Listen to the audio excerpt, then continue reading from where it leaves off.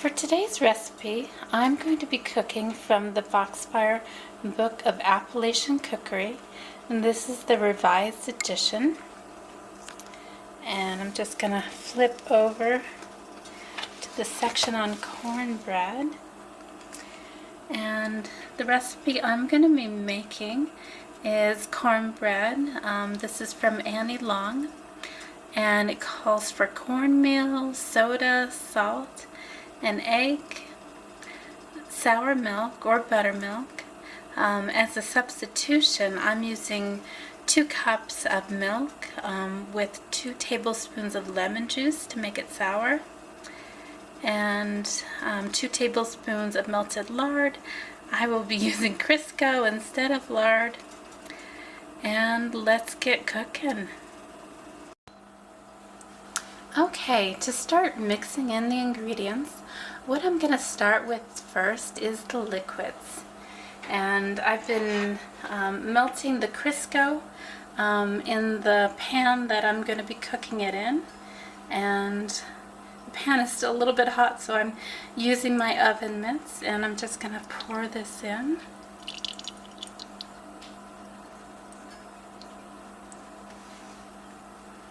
All right. And I suppose the reason for melting the Crisco or lard into the pan is so you already have your pan already greased. I might rub the grease around the edges just to be certain, but that is an easy way to do it. And I'm pouring in the egg and the sour milk, the milk that I've made sour. I guess the lemon juice really reacted with that milk to make it clumpy and sour. I did not anticipate that at all, but I guess that's how you know it's good and sour, is when your milk starts to congeal a little bit.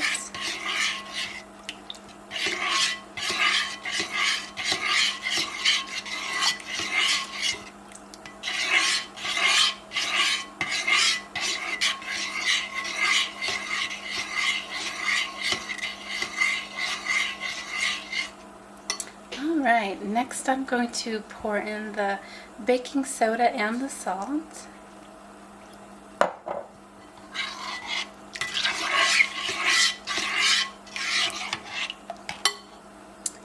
And the cornmeal. This recipe calls for 2 cups of cornmeal.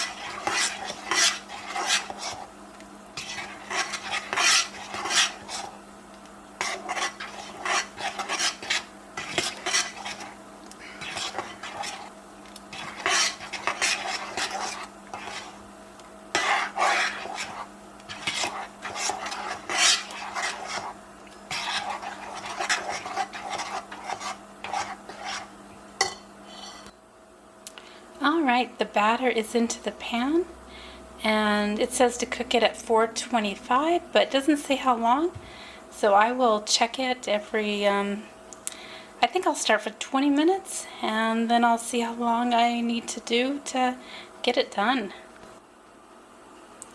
The cornbread only took about 30 minutes to bake, and I think part of that might be due to the fact that I use the pan to melt the Crisco.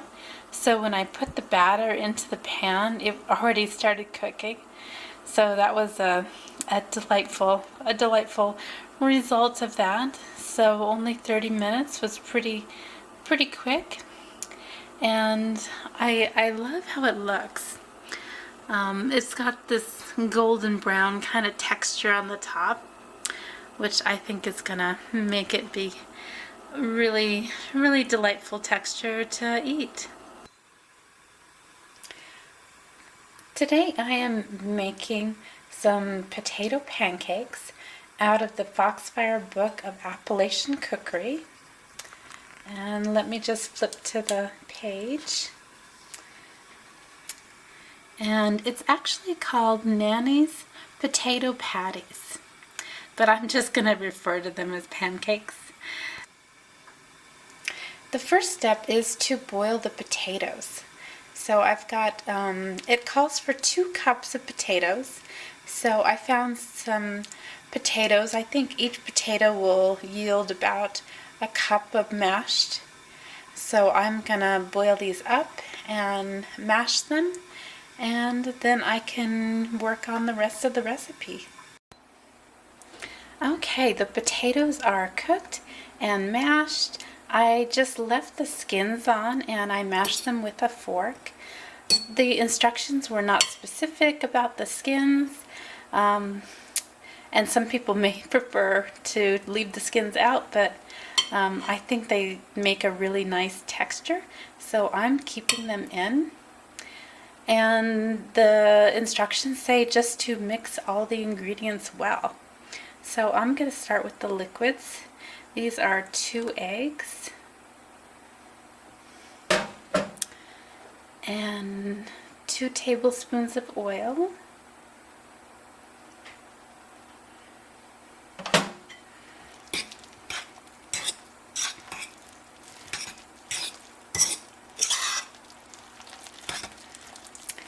and I figured the other dry ingredients will just be easier to add into the mixture if there's a little more liquids for kind of a base.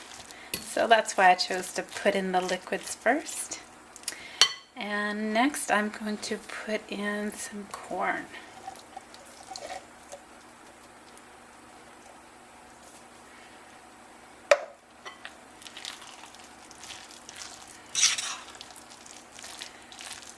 And I've had potato pancakes many times in restaurants, and I've never had them with corn before. So this is a little bit of an unusual ingredient, but I will just see how this goes. And this is 1 small onion. The recipe also calls for half a cup of green onion, but I could not find any green onion in my local grocery store. It's winter time, and finding all of the produce in the winter time is sometimes a bit of a challenge where I live.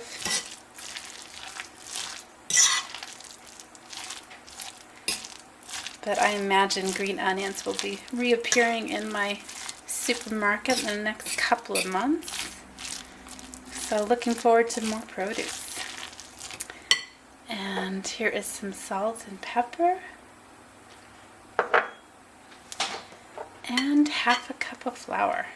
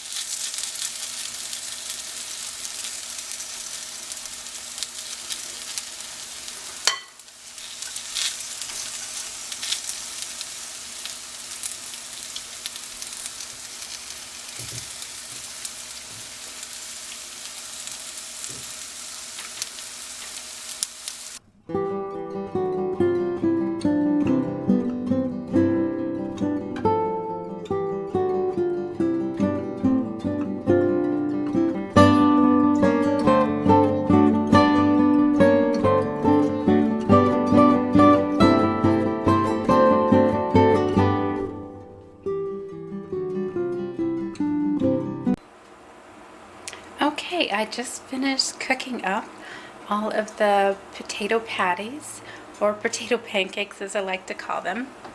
The consistency kind of reminds me of hash browns.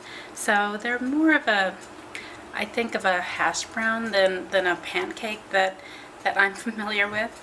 But I guess that's why the author calls them patties instead of pancakes, because they're not quite as creamy, and they do have potatoes and onions and corn, so it's got lots of different produce in them, and they taste just amazing.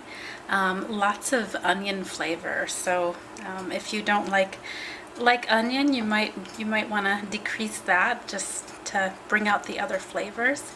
But I love the amount of onion. They just taste really good. And I think I will definitely make this recipe again. Hello friends. Today I am cooking from the Foxfire book of Appalachian Cookery. This is the revised edition. And what I'm going to be cooking up today is fried cabbage. It's a very simple recipe. 1 head of cabbage chopped, 4 teaspoons lard or other shortening. I will be using Crisco instead of lard, and salt and pepper to taste. And it looks like a pretty simple recipe. The longest bit is just leaving it to simmer over 30 minutes. I've got about 2 cups of water boiling into a cast iron pan. They said to put it, make sure you've got about an inch of water, but this is a very large cast iron pan, so that's what I did. I was surprised it took so much, but it did.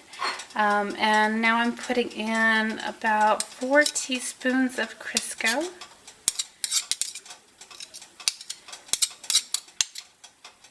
Just trying to get the Crisco off the spoons is sometimes a bit of a chore.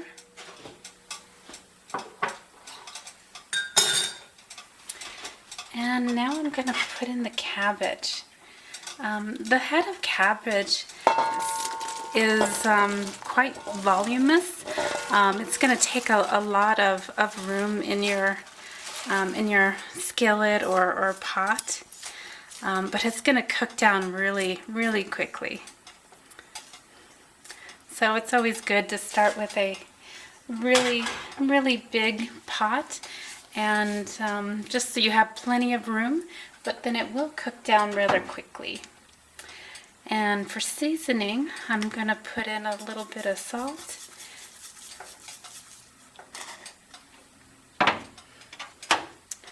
and some pepper.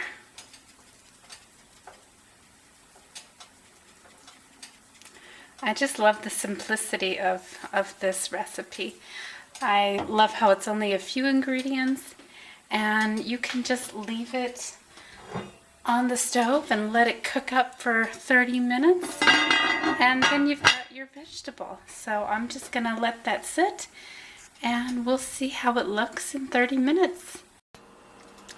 It's now been 30 minutes, and I just put the cover on and I did not touch it at all. It's a very low impact kind of meal, and I love that you can just put it on the stove and forget about it and maybe cook up the rest of your meal. And the cabbage looks really tender and just ready to eat. So this is a great recipe. I think I will definitely be making this one again. Hello friends. Today I'm going to be cooking up some fried chicken from the Foxfire book of Appalachian Cookery. And let me just turn to the section on fried chicken.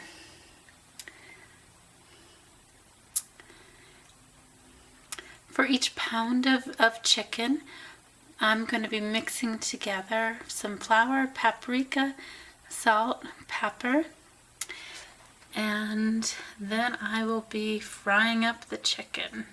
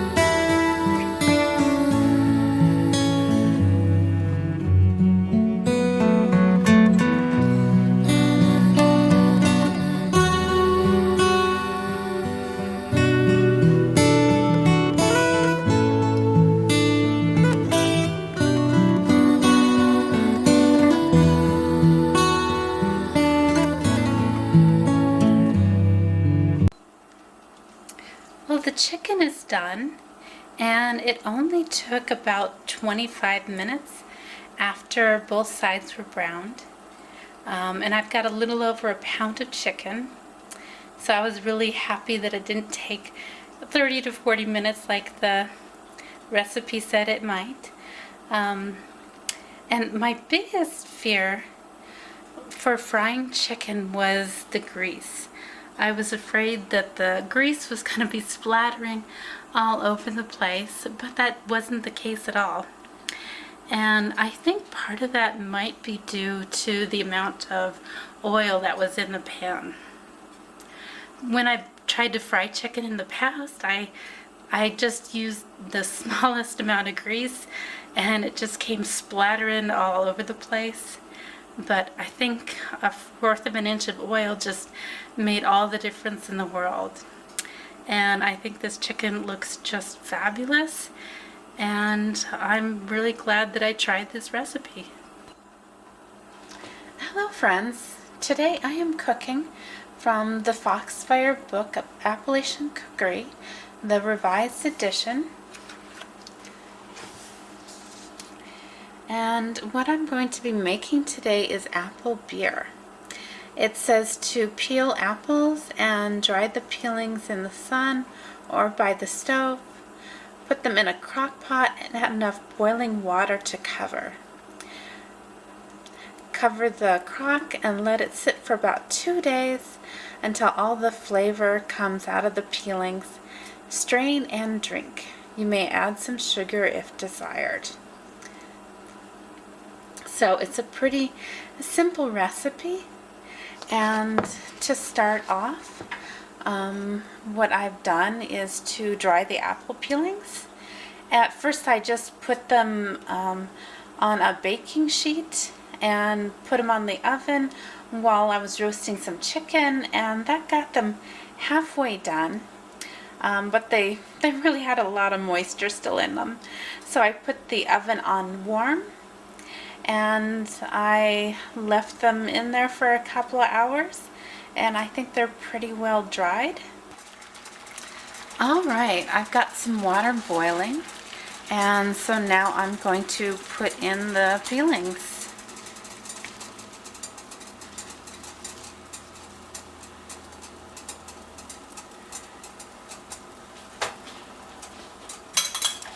And I'm gonna use a spoon just to get them in the water so they're not just resting on top.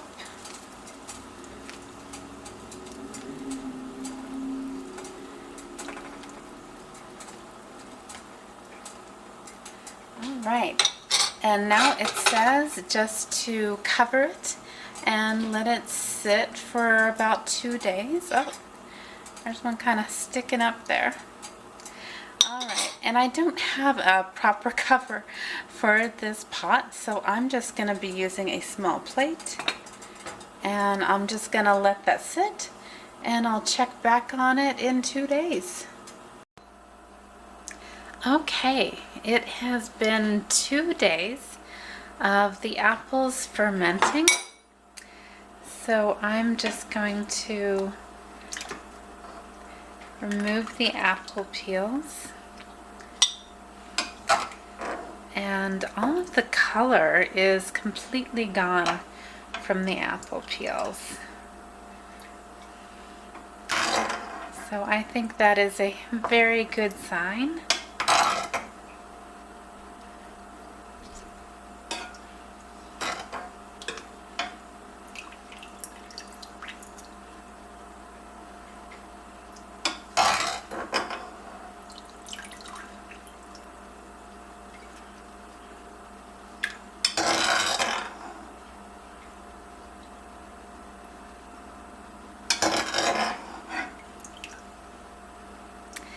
And I can smell the apple scent coming off of this liquid, which is quite amazing. As I'm taking these apple peels out, they are completely void of color. They do not resemble apples at all. They actually look more like pears than apples at this point.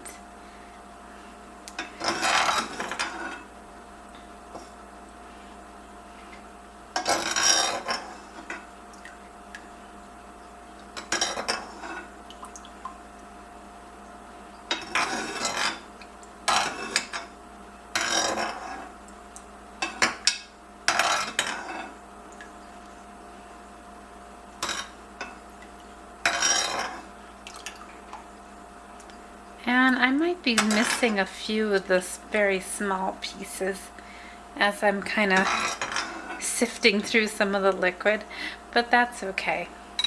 I kind of just wanted to see the apple peels, and I wanted to really get the flavor of that in my nose.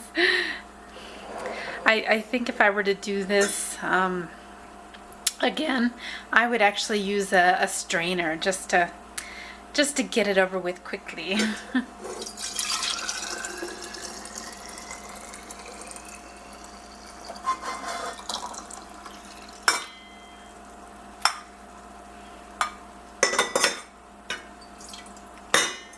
And I think I might even out these jugs just a little bit.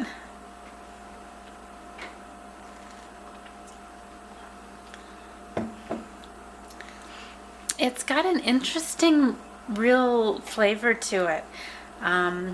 It's a lot weaker than, say, apple cider. It does not taste alcoholic at all.